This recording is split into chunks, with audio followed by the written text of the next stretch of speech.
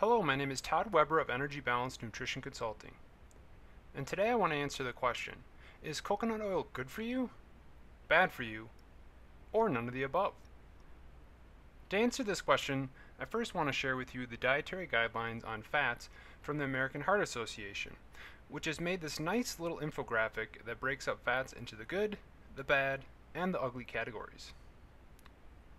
Hydrogenated oil and trans fats are the least healthy oils, followed by saturated fats, such as those found in meat, butter, cheese, and yes, tropical oils such as coconut oil.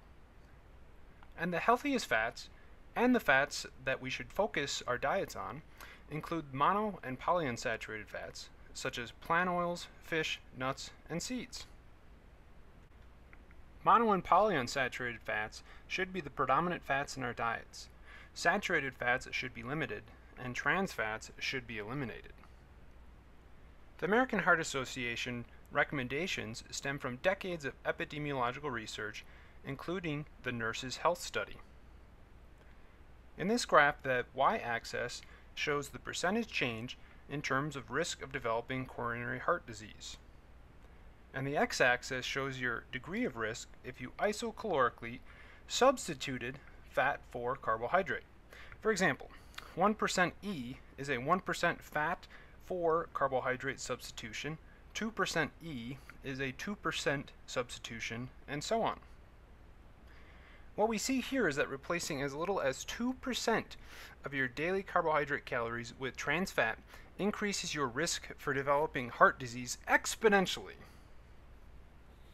Saturated fat increases your risk a little bit, and mono and polyunsaturated fats actually decrease your risk. Another study on the relationship between fats, carbohydrates, and heart disease came out in 2015. This study looked at data from the Nurses Study as well as data from the Health Professionals Follow-Up Study. Together, this data was collected on more than 125,000 people. We start off by looking at what happens to heart disease when substituting saturated fatty acids, represented here by SFA, with the equivalent amount of energy from the nutrient sources listed below. The previous study showed us what happened when we replaced carbohydrate with different types of fats. The top graphs in this study show us what happens when we replace saturated fat with different nutrient sources. Again, the x-axis shows us the change in risk for heart disease with each nutrient.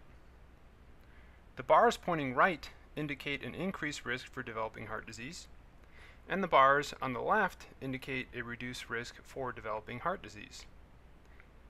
Replacing saturated fat with trans fat increases the risk of developing heart disease.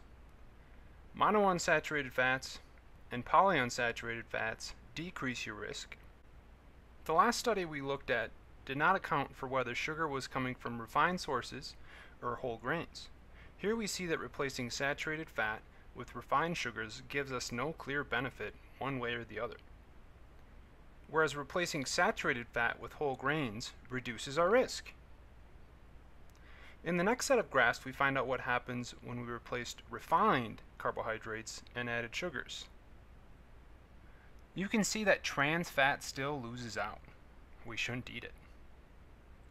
Saturated fat is roughly equivalent, and that mono, poly, and whole grains reduce your risk for developing heart disease. So you can ask, what types of fats are found in cooking oils? Well, here you go. We see here that coconut oil is made up of greater than 90% saturated fat, whereas olive oil only contains around 15%.